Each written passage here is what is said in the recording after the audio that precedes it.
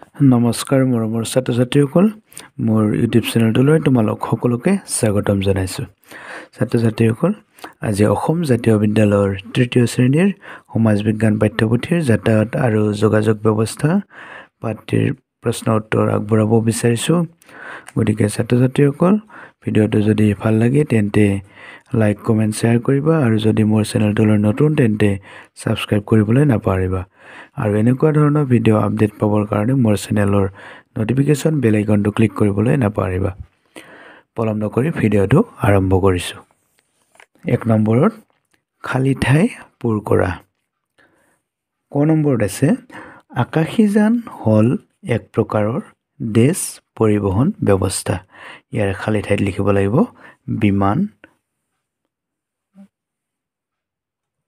অৰ্থাৎ আকাশীযান হ'ল এক প্ৰকাৰৰ বিমান পৰিবহণ ব্যৱস্থা।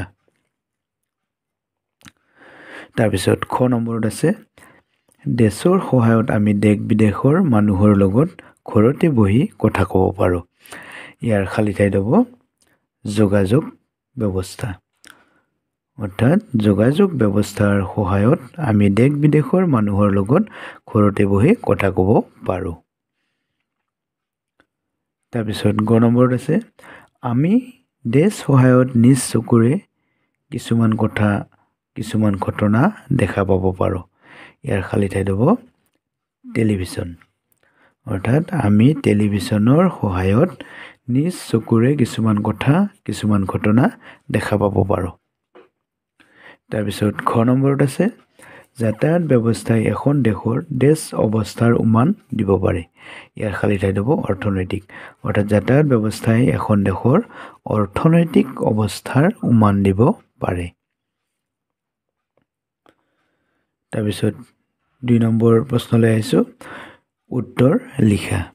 ক নম্বৰত আছে অতীতত মানুহে খবৰবোৰ কেনেদৰে প্ৰেৰণ কৰিছিল লিখা।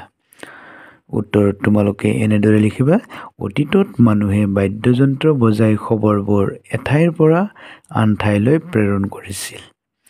এটা সময়ত আকৌ চৰাই আৰু জন্তুকো মানুহে খবৰ প্ৰেৰণ কৰিবলৈ ব্যৱহাৰ কৰিছিল। তাৰপিছত খ নম্বৰ প্ৰশ্নত আছে ছপাশালৰ আৱিষ্কাৰে আমাক কেনেধৰণে সহায় কৰিলে লিখা।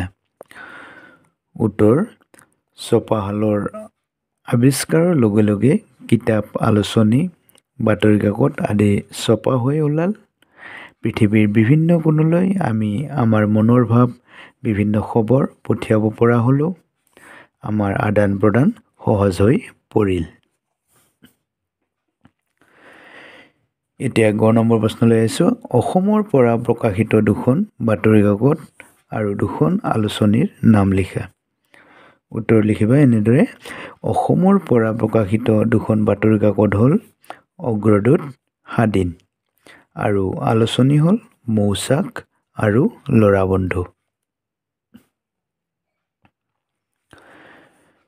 তাৰপিছত খ নম্বৰ প্ৰশ্নত আছে আমাৰ যাতায়াত ব্যৱস্থাটোত কি কি বিভাগে কেনেদৰে সেৱা আগবঢ়ায় লিখা। উত্তৰ আমাৰ যাতায়াত ব্যৱস্থাটোত প্ৰধানকৈ 3টা বিভাগে সেৱা আগবঢ়ায়।